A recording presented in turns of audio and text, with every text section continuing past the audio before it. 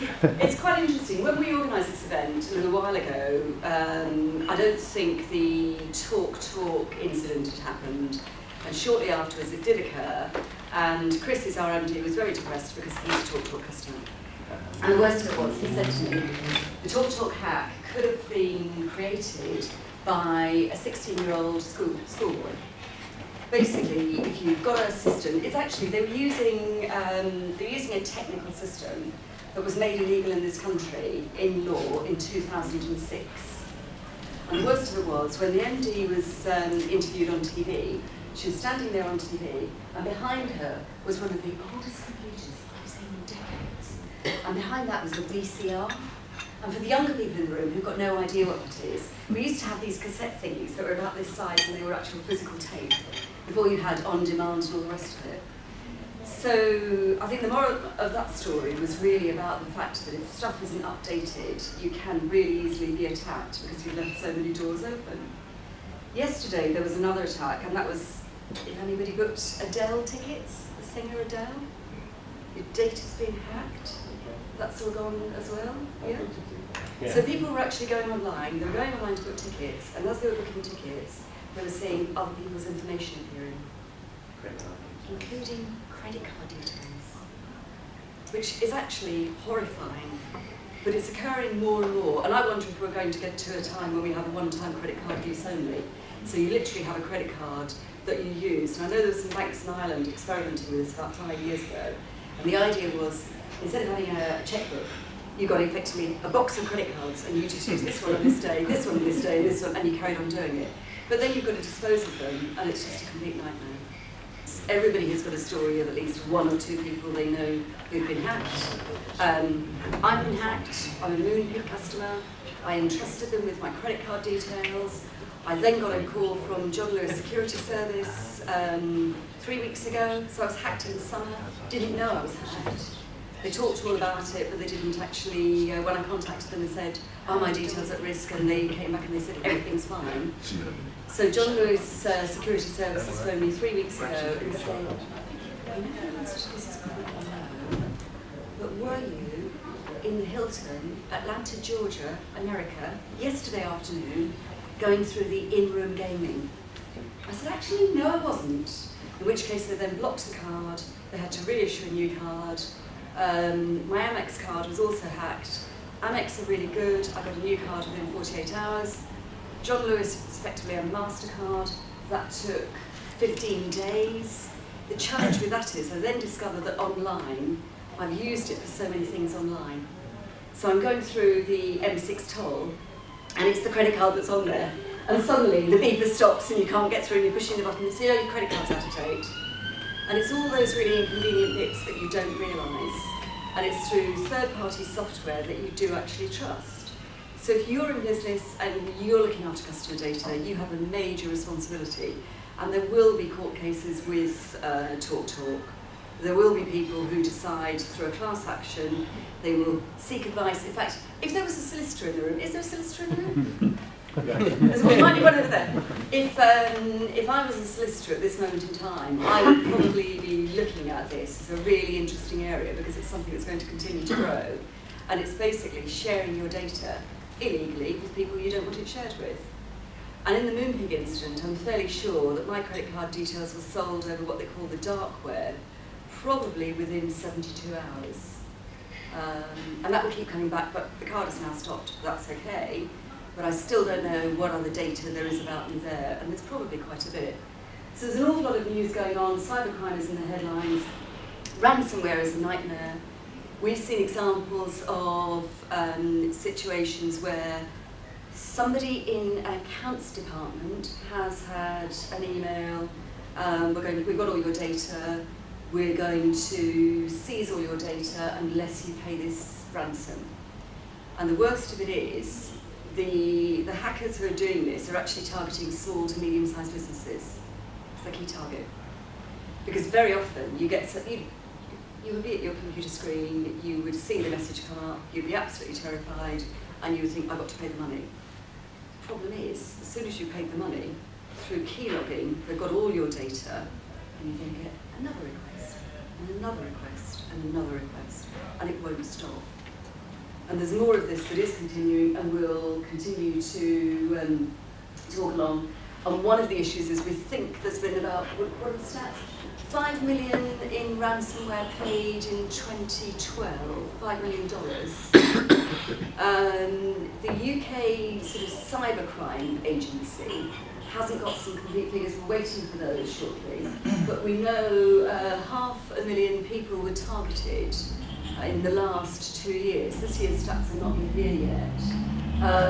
And some of those figures are sort of £25,000 a day is being paid out. If you get one of those requests, you really shouldn't, you should never pay a ransom because you'll just keep getting it back. And there's some stuff you can do. We've got some notes in your folders in front of you about what you can do in the event of an attack, the action, and also what you should, how you should educate your staff. Because it's also important that your staff know.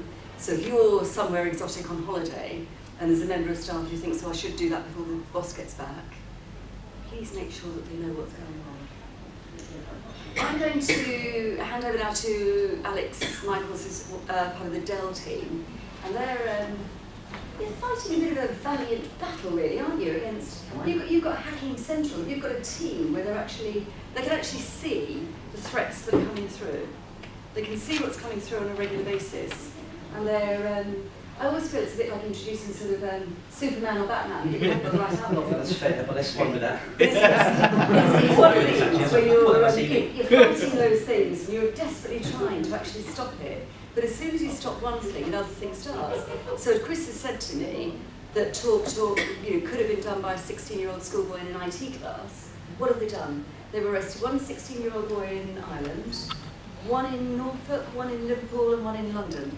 And they probably met through their Xbox online gaming and thought it would be a bit of a laugh. We don't like talk. Wouldn't it be a bit of a laugh if we could actually get in and hack that company? In 3 years' time, they'll probably have jobs with the FBI. Hacking Central. But I'd like to hand over to Alex, and I should be able to. You can nick that off, you can nick that off me, and I should be able to click on this logo, and magically, your presentation will look lovely. Thank you very much. Hi everyone. As usual, no doubt we can have a chance to talk afterwards. Okay, so why am I here? So this presentation is something I've done a few times recently. I joined Dell, a little bit about me, I joined Dell about, a year and a half ago now. My background, I started from quite young, fresh out of uni, working for a security company, not unlike ACUTEC.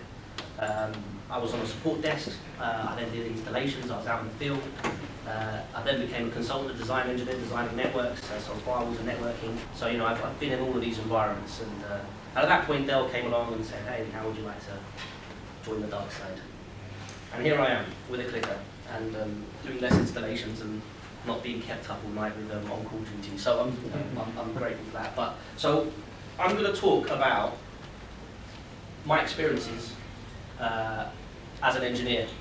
There's a little bit about threats. We covered some of that now, so I'm going to be playing a well ground, so I apologise about that.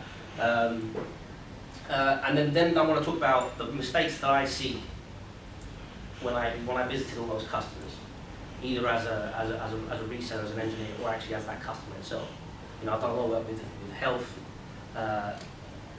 industry, education as well. I've done a lot of work with universities and colleges, and then corporate, small, large, and actually, just like you said, the target, just because you're small, doesn't mean that you're not going to be affected by this.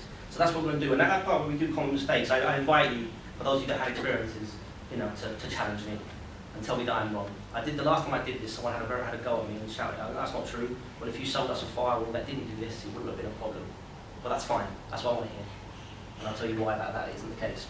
Then we've got a small bit about how we can protect against attacks. And a lot of this, I am going to be saying the obvious. But quite frankly, a lot of work I've done in the past is people being affected by the obvious. We all know that these are problems, and yet we still do it.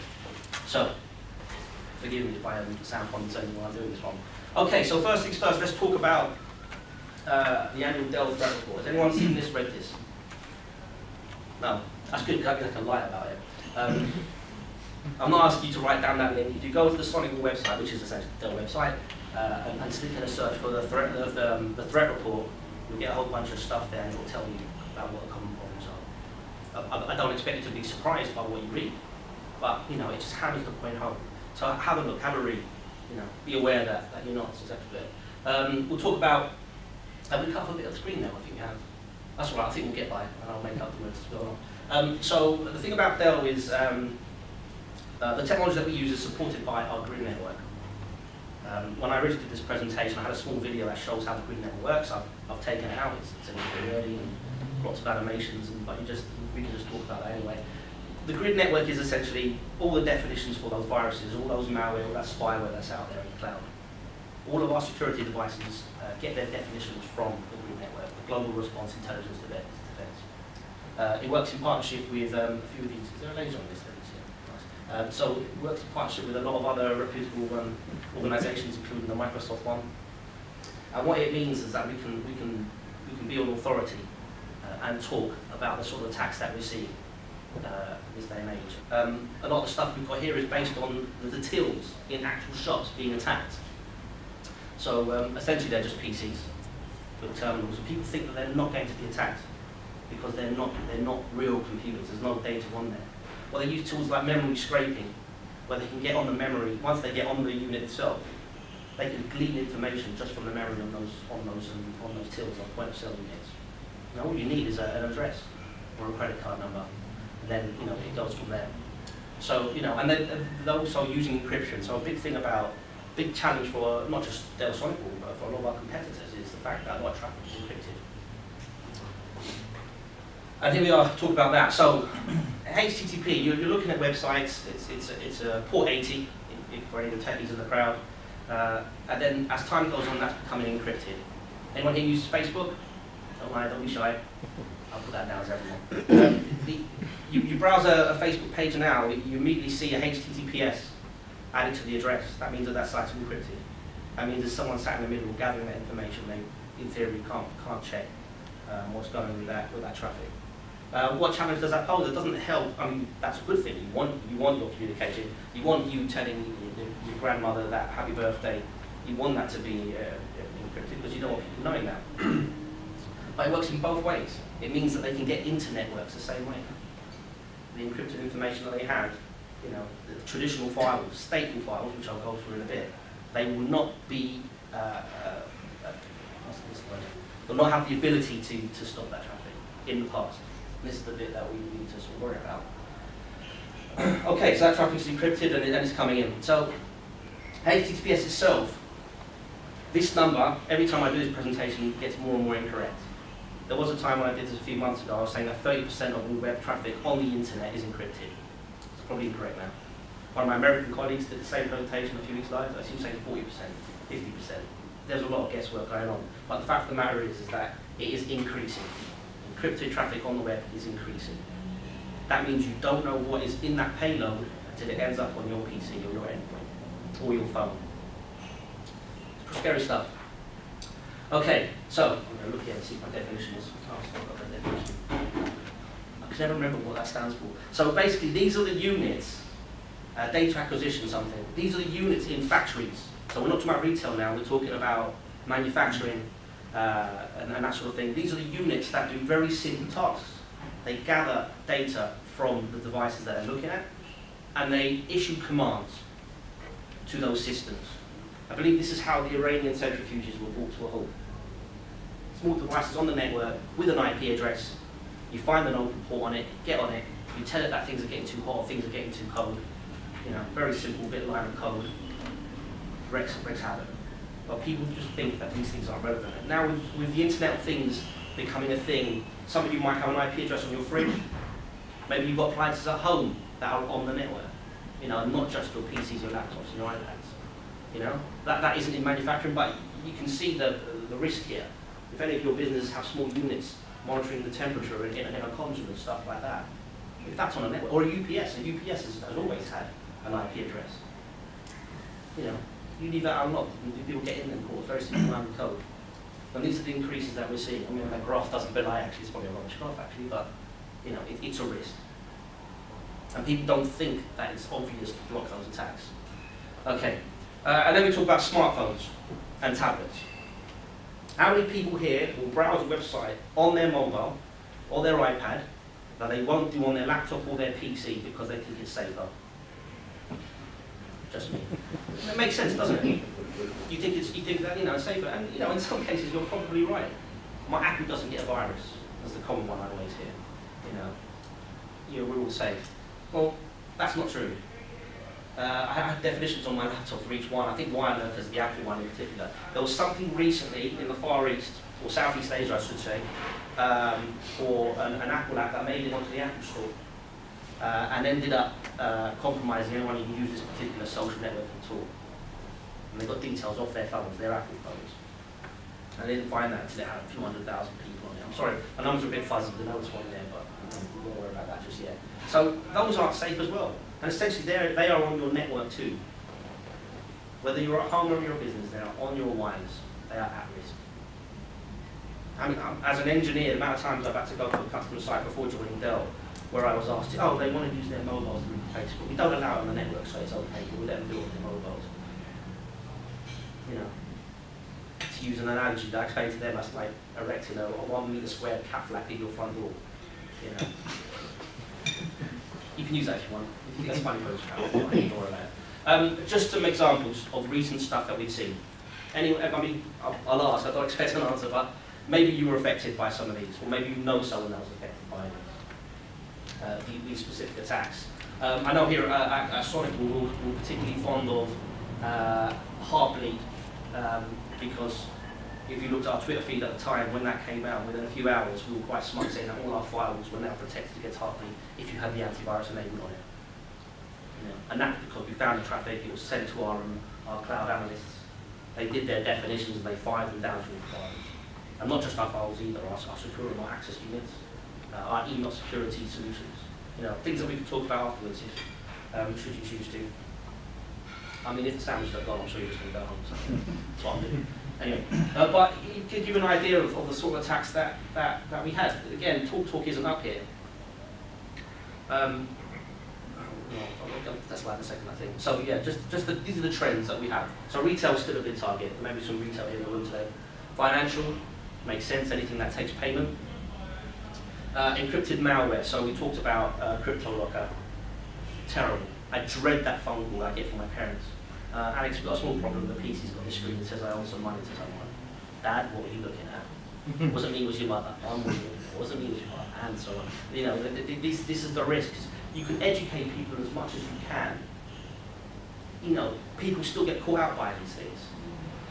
One tactic I use, and it's not for everyone. I have my own domain name. Every time I register on a website or an account or something, I use a different alias. So everything before the @ sign is something different. So if I'm booking train tickets, I use train @ my domain. If I'm looking for concert tickets, concert @ my domain. I'm on a dating website. I won't lie to you, this has happened. Give me dating website @ my domain. Now the trick is I can see from emails from those websites of who's been firing my details around. So every now and then I'll get a spam email to one of those accounts that I know that organisation has sold my email address, or they've lost my email address. It's pretty scary, but they won't admit to it. But bear that in mind, if you're using one email address, how are you, and you get spammed, like we all do, how are you to know how they got on that email account? Okay, so we talked about SCADA, still right for compromise. Yet, it's very much a big thing. Do not think that just the smallest device is safe on your network. If you have a firewall policy, if there's an inbound policy that has access to that, you're in trouble. And obviously mobiles, that continues to be trended. And do we think 2015 is going to be different? Well, from my experience of being with Dell, it's more of the same, increased in number, more encrypted. Okay, so how do you know about these things? How do you know I'm not scaring you to make you buy a better firewall or a better security product? I mean, stuff like these websites are fantastic. What I usually do, I actually fire this up so you can see it live, but it's just a video. So hopefully it will start going on there. Those are attacks happening, well this one isn't, it's the recording, but you can see attacks happening at that moment in time. It looks a bit like something out of the NORAD command center in a World War III film. Those are all missiles firing over to the US. But what it lets us see is because we're able to detect that with honeypots and the like, you can see where all these attacks are coming from. You can see that a lot of this originating from China.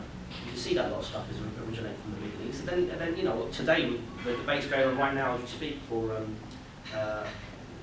whether we should go in and bomb Syria. This is all relevant. We think that this is something that isn't going to affect us. It's all relevant, not just because of the obvious risks, because a lot of attacks are happening online. And you can see, one thing that we do at Firewall is we can categorize traffic by location. By default, out of the box, if you fire up your Firewall firewall, they will have some countries that are by default, the traffic will be blocked from accessing your network. The obvious ones are North Korea and Syria and Cuba. And there was an update fairly recently when the president decided that we're now friends with Cuba, or they are now friends with Cuba. There was an update on Sonic, and that tick box, the default tick box for Cuba was removed. My point is you can, and a lot of our customers do, want to block traffic based on source country. It seems to be a feature that we thought, oh, this is nice, it's a novelty, it's not going to be used much. Actually, no, I get a lot of phone calls about it. Education is a good example. They have campuses in other parts of the world. They say, well, okay, I don't want any attempts connection from this particular country. We don't have any students there. So they tick a little box and that's it. Very easy for doing simple security. But can you see the link there? It's ipviking.com. It's really interesting to see. I think this particular example, I'm from Cyprus myself. One of these examples here, you see Cyprus and the third there. I don't know what my family's doing over there, but they're obviously attacking someone. I'll take that back, that's not very rude. Okay, so, does anyone know who this guy? His name is Jeff Dark. No, his name is Jeff Moss, but his nickname is Dark Tangent. That makes him an expert. He's got a clever name. He plays video games, obviously. He says, IT security staff have a job for life. It's great. Makes me happy, doesn't it? Possibly a grim and frustrating life. Now, speaking as an engineer, you spend a lot of time, a lot of sleepless nights on call, being on site, fixing something. I can sort of empathise with that. It's not going to get any easier. For every attack that's blocked, for every sort of method of accessing a network is stopped, a clever idea is thought. We talked about the children. They are children. I mean, it seems almost certain that they are 15-year-olds, 16-year-olds doing this stuff. A lot of times they're not even sure what they're doing. It's just kids being kids. Maybe they're on a chat room and they see the means. All we've got to do is download a small application, double click it, put an IP address on our email. So that was at the Black Hat conference and stuff, and last year I suppose. So healthcare records are the new target. Why is that important? Well, it's called in the details. You can use that information. I've actually received letters, it's not quite healthcare, I've received letters purported to be from the HMRC. It wasn't email spam, it was an actual letter that came in and it was from the HMRC apparently. It had a very thin piece of paper telling me that I had my bank details so they can give me a rebate. Old school. These are the sort of attempts you get. State sponsored attacks, we talked about the country stuff, it's something to be aware of. And why would they not want to disrupt small to medium business? It's disruption. These attacks are designed to make us nervous. So, actually, Madison, we could talk about that. So, quite embarrassing, really. It's that site for individuals who want to have affairs. Surely that was the perfect target for attack. If you had all of those details and you were a person who wanted to make money illicitly, why would you not go to a list like that? You're more likely to get a response out of it. Your blackmail is probably going to be more effective. Crypto ransomware. Like I said, I'm dreading the day when my family tells me how to do that. I contracted for a law firm. I know we've got a solicitor in the audience there. I contracted for a law firm for about a year and a half before joining Dell. And I thought, okay, I'm there to look after their firewalls and switches, and I was quite glad for it. I was in the city, it was a nice place to work. And then immediately surprised, this very good team of technical engineers, immediately surprised the openings that was on their network. I won't give specific examples, but they had a server accessible from all the engineers from home. Inadvertently, the rule meant that anyone could have accessed this server from anywhere in the world using a very simple remote connection. And saw this one. The server actually ended up being compromised. But all it would have taken was someone to send a message from that machine once they'd compromised it. And why would you not trust an email from that machine if it had a mailbox on it? Can't be too careful. This guy, David Kennedy, he's an ex-US Marine.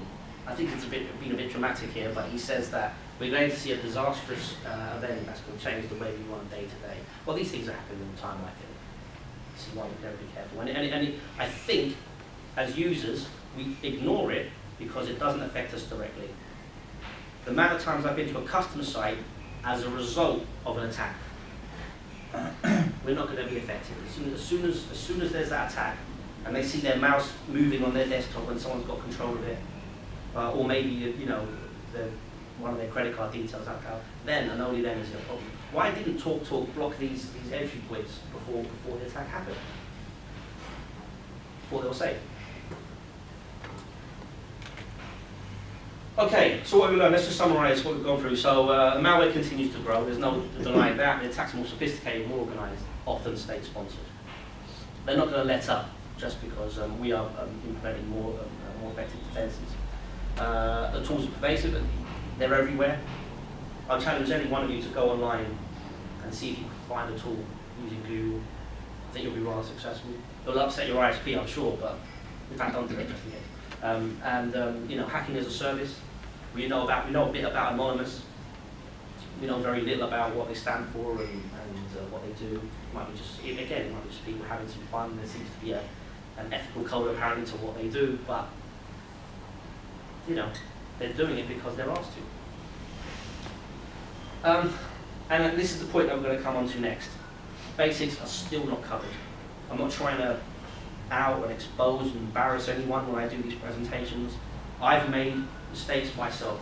I have a network camera at home that was compromised. I watched this camera follow me around the room because the way it was designed, when I changed the username and password, not the default, it doesn't delete the original username and password. I found this out later. So I sat there watching this camera watch me around my flat, which I used to send emails to the security address. I should know about that. Very simple mistake. Sometimes the technology itself needs to be checked. That may be the flaw. You need to make sure that you know what you're doing.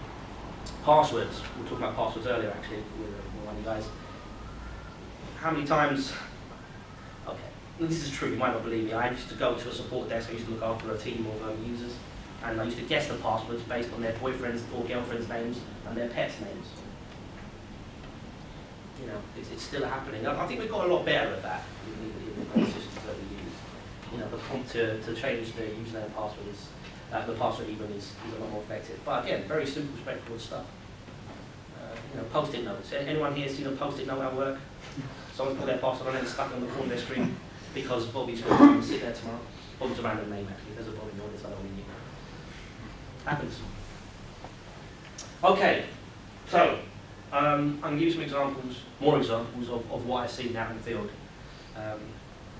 If you think that's happening to you, why don't you give us jump in, interrupt me, tell me the same thing. It's good that we all share these things, just to show that I'm not making this up. Okay, stuff that I see. Do you want to know the difference between a staple solution and a next generation solution as far as firewall is concerned? Does that mean anything to anyone? No. Okay, so next generation firewalls have been out for a while now. What next generation firewalls do, in a nutshell, is they will analyze the traffic that goes through your network and see the payload and act on that accordingly. If someone is running Facebook, where Facebook is a website, I use that as an example because everyone's familiar with it. Facebook is a website. On the network, it runs on port 80. That means that if you have a packet going through the network, at the head it says, I am port 80, and that's how staple firewalls used to stop it. You tell the firewall, do not allow port 80 into this network. Now the problem with that is, that means you're blocking all web traffic, which isn't very practical. So usually, typically, you let people access websites for your business. I don't know anyone who blocks it completely. We'd have to go to some pretty serious businesses like defense, where people aren't allowed to browse the internet through there. So what's happening nowadays is that applications, and not just websites, applications are thinking, oh, okay, the way that I run is I use port 80. Some of the applications on your phones, you fire them up, it will connect to the internet. It has to have a port to run on. Some of them will use port 80. Most of them will use port 80. And the stateful firewall will allow that through without looking at that application. A next generation firewall will look deeper and see what that is running on port 80. So it's not trusting what it says. Let's use a poor analogy. I think what is on the envelope. If the envelope says it's from NatWest, well, you're going to believe it's NatWest until you open up the envelope. Next generation firewall will know what's inside that letter and prove that it's from NatWest. Okay. One thing I used to get a lot of, and still do when I do the phone calls with customers and these sort of things, is we haven't had an event, so we're fine. Ignorance is bliss. I saw a customer a few months ago. It was a large college, over 1,000 users, and they had a technology, a stateful firewall technology. It wasn't supported, it wasn't maintained. Their argument was, we haven't seen any attacks, we're okay. Well, the whole point is you wouldn't know if you're being attacked if you have a stable solution. If port 80 is open on your firewall inbound, or like the example I gave with the law firm that I did work with, if that was open, how are you to know that that is happening? People don't check their firewall to see these things. I was paid to do it. I turned up on site and I was asked to audit their network. I looked on their firewall and saw immediately that this was open and that there was traffic coming in on that, which no one could tell me if it was legitimate or not.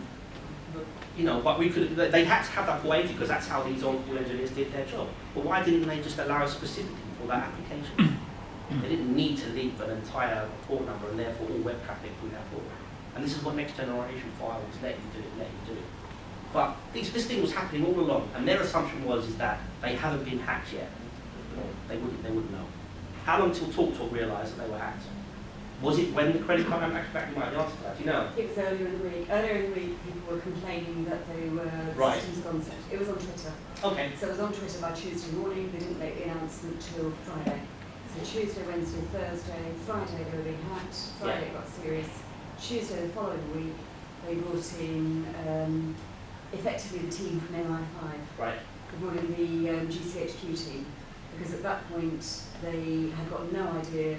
They were blaming South Korea, everywhere else in the country. They were blaming everybody. They were blaming ISIS, they were blaming South Korea, all of these things, and it was a group of schoolboys. It's the default. It was the easiest thing to do. It was to say it was a massive attack, taking the country down, and that's what it was. It was schoolboys. The thing is, it's a reaction to a problem. They jumped on it as a reaction to a problem. There's a very good podcast that I listen to, Mark. I forgot what it is. A couple of American guys, and they talk about, it's not nerd stuff, I wouldn't expect, it will put you to sleep, it really will, but they talk about recent attacks. I'll find on my phone when we're done if you're interested, and they talk about recent attacks and how they got access to and what was done about it. And every single story they have is the same thing. It was spotted afterwards when they realised that people were trying to log in with their accounts from locations that they weren't there. It's a reaction to a problem. Don't let it be a reaction to a problem. Get there beforehand. Barely use next-gen features. What I also see, and this has definitely happened long since I've joined Dell, is that there are people that invest in Sonic Walls. There is a next-gen firewall, but surprise, surprise, they're not enabling the security features. It is essentially a stateful firewall. Another couple analogy time, you're buying a Ferrari, but you're only using it to do your Sunday shop. Maybe, sort of. But do you get what I mean? They're not using any features that are on that Ferrari. So, reasons why they're not using those next-gen features. I hear a common thing. It affects the speed of their throughput. We think that the antivirus on the firewall is slowing it down. Don't think, do know. You know, ask the people that look after it. Ask ACUTEC if that's true. The chances are, well, it could be that the box was sized incorrectly, that we're very specific about how much traffic we can handle through our technology. Get that right initially, then it won't be a problem and you won't be turning off the security features. I was at school 2 days ago. They had one of our technology, they're looking to upgrade it to the latest and greatest model.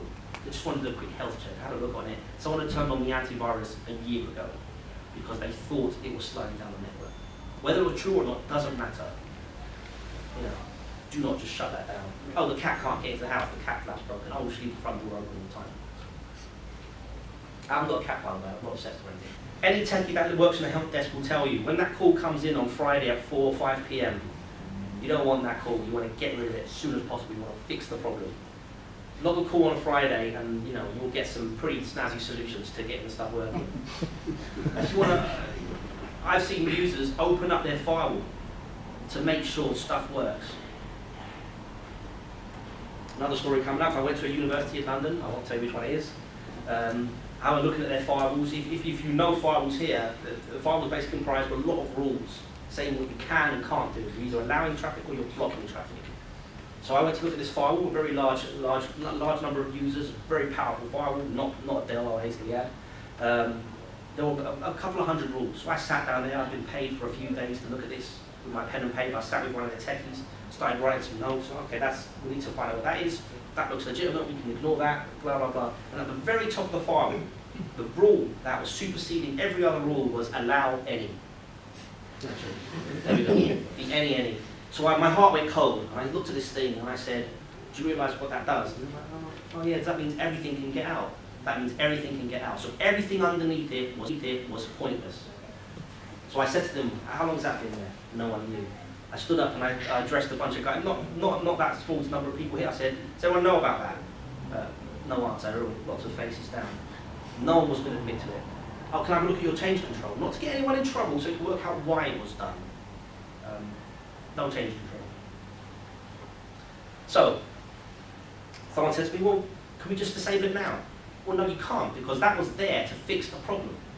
It was there to fix a legitimate problem. A faculty at this particular university said, I want my people to access a particular website using a particular type of traffic, allow it. And a user, a trained member of staff, had implemented that any everything rule, because that got them working, but at the same time it meant everything worked. Alarm bells started ringing. It took days to work out what it was. I had to peel back, and by trying to fix it, I inadvertently stopped people from working. Now, users don't care about security risks. They want to do their job, they want to work. They expect the security to be in hand. You know, we jeopardized that. And then they stopped working because we were trying to fix it, and then, as far as they were concerned, they were unhappy because their connections stopped briefly. Sometimes it's a fix to a puzzling problem, like you said, the call on Friday at 5 PM. Lack of change control, lack of communication. I looked after 15 engineers, a few of them didn't like a few of the others. Personalities, how can you deal with that? So they just wouldn't talk. The problem was, it meant that one guy would do a rule for a customer, like yourself, that the other one didn't know about, and they would do something completely different. If I can put my sales hat on for a second, we have at Dell we have management tools that allow you to make changes to your firewalls from a remote, from a central location, where you can only do it if you authenticate. But not only will it make you authenticate, it will need authorization from your line manager, and it will keep a record of all changes that you make. So another one is still forgotten rules. Check your firewalls, how many accounts are on there, even your AD system, and how many accounts are on there are from staff that have left. Do you have a decent leavers process where someone leaves and they're no longer there? I've been on sites where people had left months ago. Oh, who's this name? Oh, they went a year ago. Oh, well, they still have access to your firewall. Should be easy. It isn't. For a lot of people. And it's not just the perimeter. I talk a lot about firewalls. Also, internal networks aren't secure. People assume that if something gets in the network, then it's had to go through your firewall, and that's okay. Well, my colleague did a very similar presentation to this. He bought 200 memory sticks. He put a little, very simple line of code on these memory sticks and started leaving them around the place. Airports, cafes, California, Vegas, where the conference was. By the time he did the presentation like I'm doing now, about 35 of them have called home because someone had picked them up and stuck it into their laptop, in their office, or at home. And then the script started running, and immediately sent a message to them saying, don't worry, you've been ethically hacked. And it sent a signal to my colleague saying, there we go, this is called home. The point he was making is that it didn't go through the firewall. Someone picked up a memory stick and walked into their network and did that. You can secure your internal network. And firewalls have many interfaces, and you can apply security to all different zones. And there's just a couple of bits there about technology to do with the fact that we can cover that. I'm going to hurry along now because I'm taking up too much time. And there's a reliance on endpoint protection. Everyone's saying, it's okay, I've got antivirus on my PC. Well, that's fine. As long as that's up to date, that helps. But it's not enough. Layer your security. Firewall it on your switch. Make sure that it travels a scanner of some kind. And a dual tier firewall solution. A lot of the jobs that I do is maybe you've already got an existing firewall and you're not looking to replace it, or because you've only just ordered it and you have 3-year contract on them. Dual tier it. A lot of industries need that. Have a different vendor sat another one. Okay, it's expensive, but it's a different security engine. You'll be surprised how many times we stick a Sonic behind a Cisco or a Juniper or a Fortinet, all devices that I've been trained on in the past, and seen traffic and attacks that the top layer firewall didn't catch. Scary stuff. Okay, I'm just going to shoot through this one. Are we good, right? Okay, so this is very obvious stuff now. I've probably already gone through it already. Defend the endpoint vigorously. Don't just assume that the antivirus is working and is up to date on those PCs. Maybe it isn't. Replace your staple firewall with next generation firewall. If you haven't done it yet, you're behind. And if you have that next generation firewall in, make sure it's actually using the features that it comes with. Very important, very important. IPS, so again, IPS is intrusion prevention, it's not necessarily viruses, it's patterns in the traffic that look like they're looking for open ports. The stuff that I did as a kid when I first got my DSL. If there was a decent IPS system back then in the 90s, someone would have spotted that. SSL decryption. There are ways to interrupt that encrypted communication, look at it, re-encrypt it, and forward it on. It's not easy, but that's the case. Application control. Don't just see stuff by port numbers. Know that Facebook is running. Know that someone is trying to come in over Citrix. Know that someone is using a BitTorrent client to download films. BitTorrent clients are notorious for port hopping.